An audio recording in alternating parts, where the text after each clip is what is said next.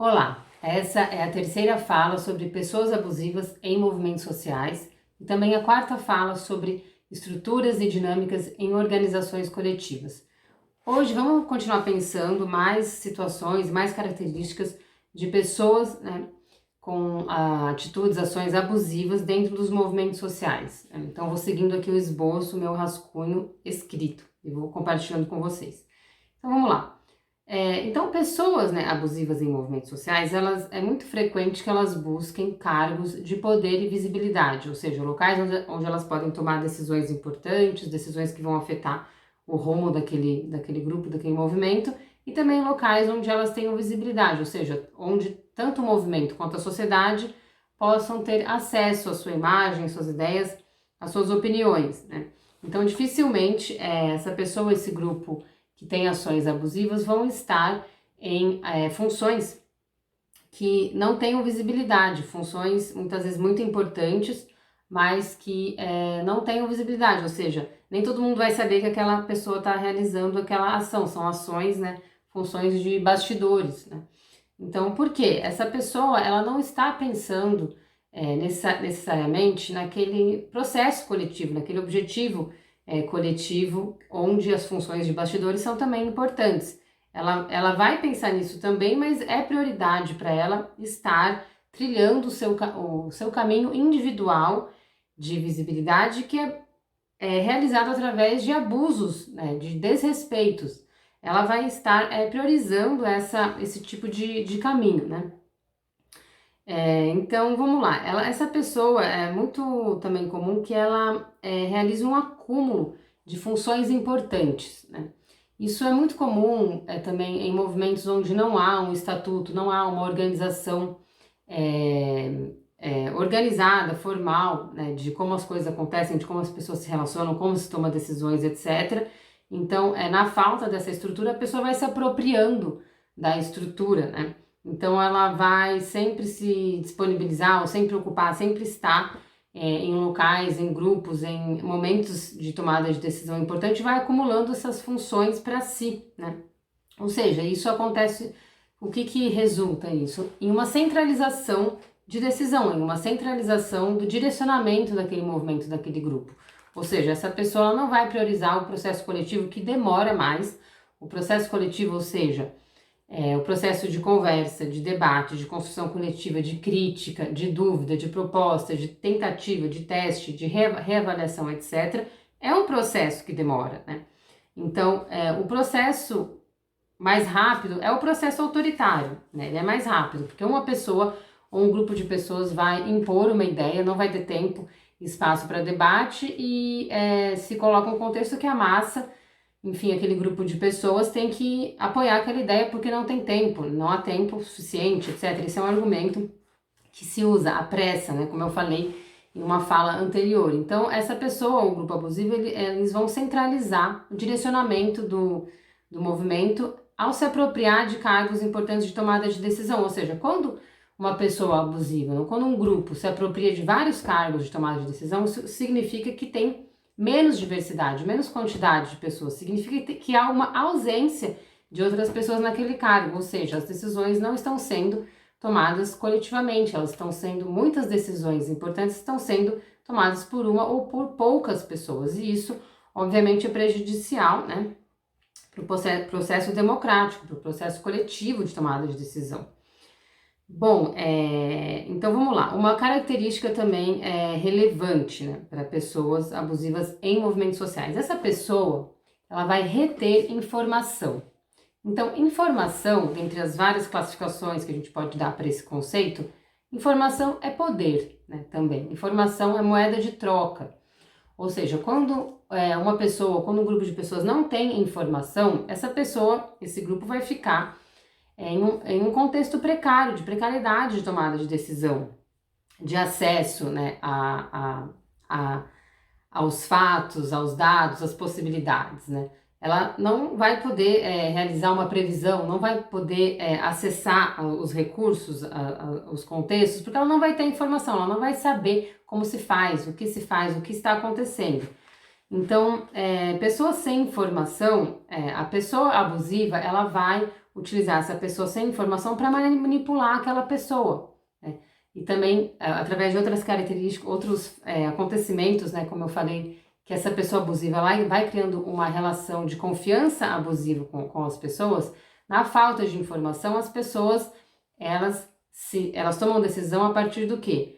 A partir do afeto, da emoção, da relação de confiança abusiva que foi construída entre esse grupo de pessoas e a pessoa abusiva, né? Ou seja, ela não toma decisão a partir da informação, através do acesso à informação, justamente porque a pessoa abusiva, ela retém informação, e a informação, ela pode ser de vários tipos, ela pode ser fatos que aconteceram, que estão acontecendo, que essa pessoa não repassa a informação para o grupo, principalmente em cargos de tomada de decisão, quando se tem acesso a informações importantes, a informações que vêm de outros lugares, né? Informações importantes para o direcionamento, para o cotidiano daquele movimento, ela não vai repassar, não vai compartilhar a informação, né? Ela também não vai compartilhar informação sobre outras pessoas, sobre contatos importantes, sobre pessoas que podem levar a transformações positivas para aquele grupo, para que aquele grupo consiga alcançar um objetivo, etc.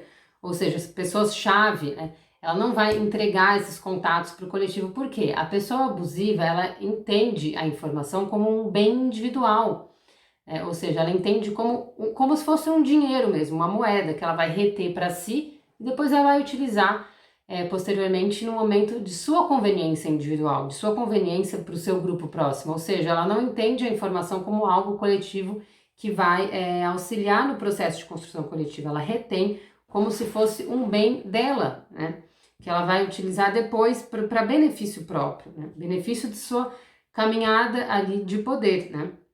Ou seja, informação sobre decisões tomadas, por exemplo, nesses grupos, nesses espaços de tomada de decisão, de poder que ela foi se apropriando, ela não também repassa aquelas decisões ao coletivo, ela não repassa informações sobre a estrutura mesmo daquele movimento, o que está acontecendo, como as decisões estão sendo tomadas, porque quando uma pessoa ou quando um grupo, ele se estabelece, ele ocupa vários locais de tomada de decisão, ele tem acesso a vários tipos de informação importantes, né?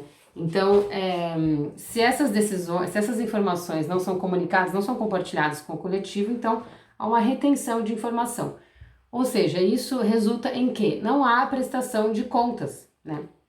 Então, pessoas ou grupos abusivos não prestam contas.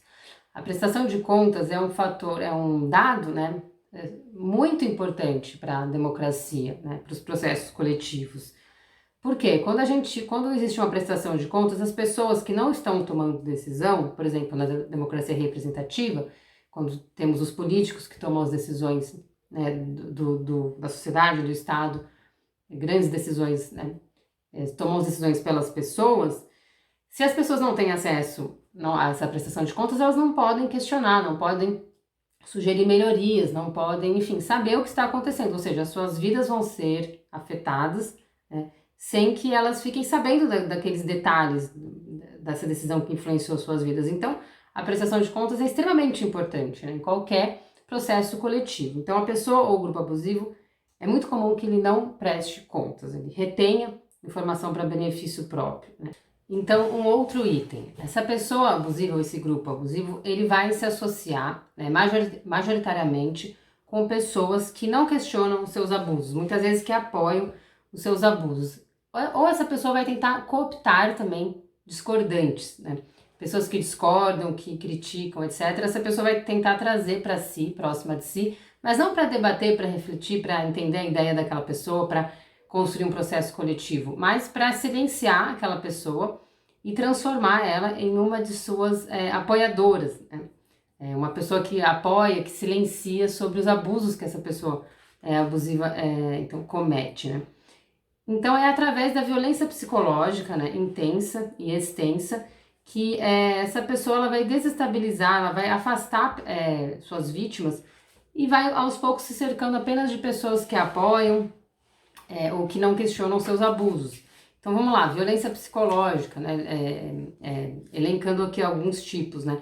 A humilhação, a geração de situações de desgaste emocional, a manipulação da informação, mentiras, né? A indiferença a outras ideias que essa pessoa abusiva considera como ameaça, considera como inferiores, né? Tentativas de minar indivíduos, de minar processos coletivos. Essa pessoa abusiva ela vai também utilizar da estratégia de desestabilização de vítimas no nível subjetivo, né? Então, seja num debate coletivo, seja numa conversa individual, essa pessoa abusiva, ela com frequência vai apelar para questões pessoais, questões emocionais da vítima, para tentar desestabilizá-la, né? De modo que ela vai ter dificuldade de, às vezes, continuar com um debate racional, porque ela vai ter sido emocionalmente afetada por alguma questão. Então, a pessoa abusiva, ela se utiliza também dessa ferramenta, né? E com o tempo, com esse processo todo, né, as pessoas muitas vezes se afastam, muitas vezes saem daquele movimento, né? Daquele movimento social. E acontece também nesse processo que apoiadores, né, dessa pessoa abusiva também, nesse processo, desencorajam, desestimulam ações, propostas, ideias, sugestões das vítimas, né? É o grupo que apoia e que auxilia naquele abuso, né, de vítimas, né, no movimento social. Então, ou seja, a pessoa abusiva, ela se utiliza de pessoas, tanto do grupo próximo quanto do grupo maior, como um meio utilitário, é um meio para chegar a um fim, né, a um objetivo final. Ou seja, essa pessoa ela não está valorizando o coletivo, não está valorizando a presença, o tempo que aquelas outras pessoas estão doando para aquela construção coletiva, mas ela está utilizando apenas como um meio, né, para chegar a um objetivo individual, de status, de poder, de controle, etc. Então, alguns últimos pontos sobre o tema do vídeo de hoje. Então, a pessoa abusiva no movimento social, ela vai ter como um dos seus objetivos participar de um movimento onde a maioria das pessoas, a massa das pessoas, é um conjunto de pessoas acríticas, que não questionam a fundo o que está acontecendo, que não participam ativamente na tomada de decisões e, acima de tudo, não questionam os abusos dessa pessoa, não questionam as ações, as opiniões, as decisões que essa pessoa está tomando, na maioria das vezes, de forma abusiva, através da rede de ações que ela realiza em público e nos bastidores. Então, o objetivo dessa pessoa é ter essa base de pessoas acríticas para que ela possa passar a impressão para a sociedade que ela tem apoio, que ela tem um grande apoio em um movimento social, que ela é a voz, ela representa aquele grande grupo de pessoas, porém, internamente, né, no dia a dia desse movimento, o que ocorre é um processo de abuso, um processo autoritário, um processo de desrespeito ao coletivo, né? É uma construção muito mais individual do que uma construção coletiva, mas a imagem que ela passa para a sociedade é a imagem oposta. Bom, algumas questões também sobre assim, os detalhes de alguns tipos de violência psicológica, né, que essa pessoa realiza. A violência psicológica que eu citei há pouco, né? Então, por exemplo, muitas vezes em momentos públicos, coletivos, quando essa pessoa abusiva desrespeita uma outra pessoa, né? Uma das estratégias que ela utiliza é mudar de assunto, como se nada tivesse acontecido, ou seja, não há um pedido de desculpas, não há uma retratação, uma reflexão sobre o desrespeito que acabou de acontecer, ela simplesmente manifesta indiferença ao que acabou de acontecer, passando a impressão para o coletivo de que não ocorreu desrespeito, né? De que nada ocorreu. A conversa, a situação apenas segue adiante, né?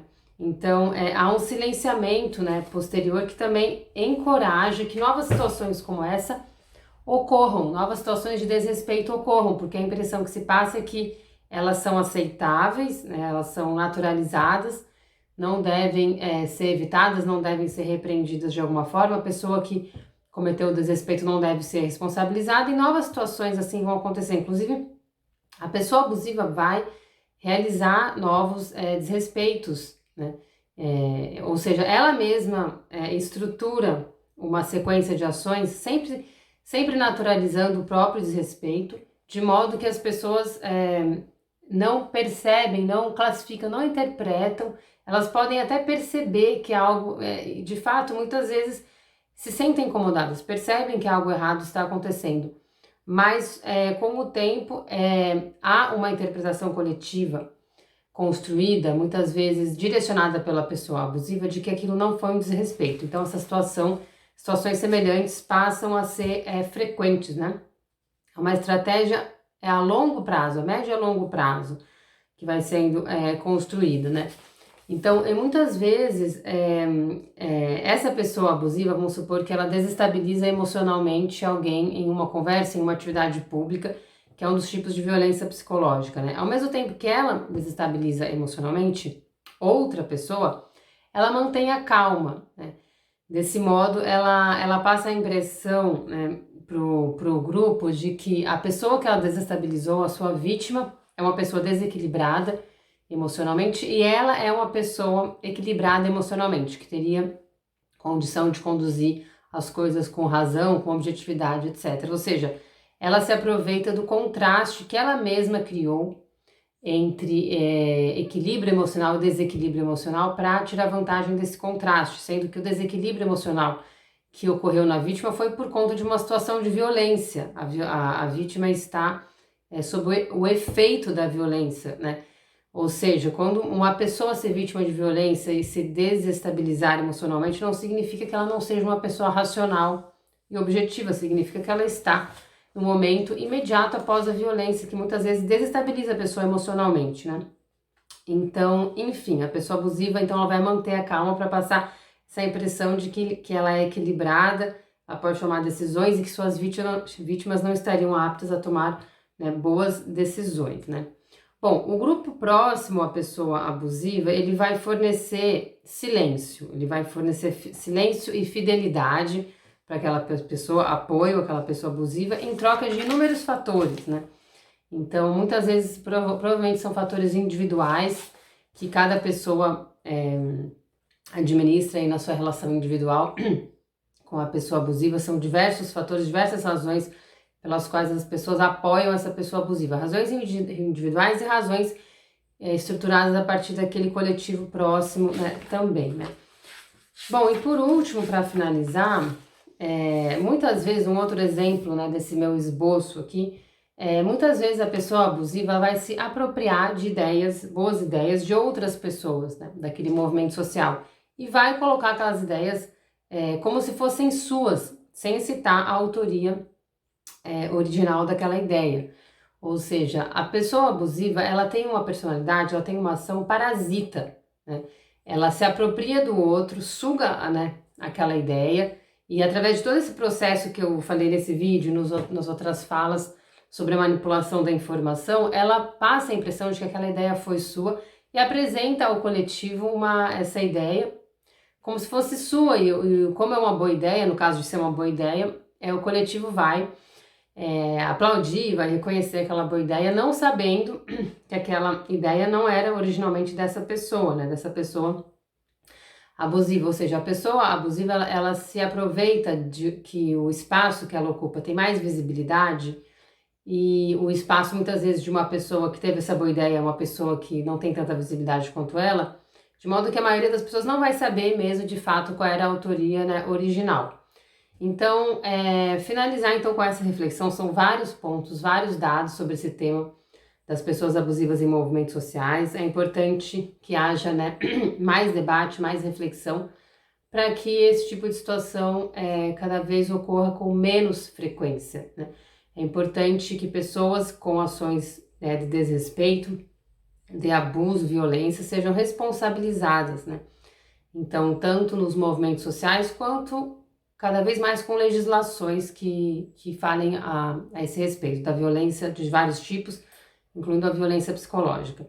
Então, obrigada por assistirem e acompanhem mais falas ao longo das próximas semanas, dos próximos meses. Eu também farei reflexões sobre pessoas abusivas em vários tipos de ambientes, né?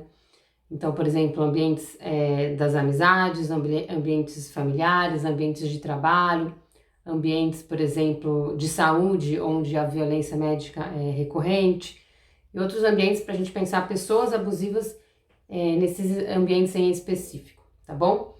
Então, obrigada e até a próxima!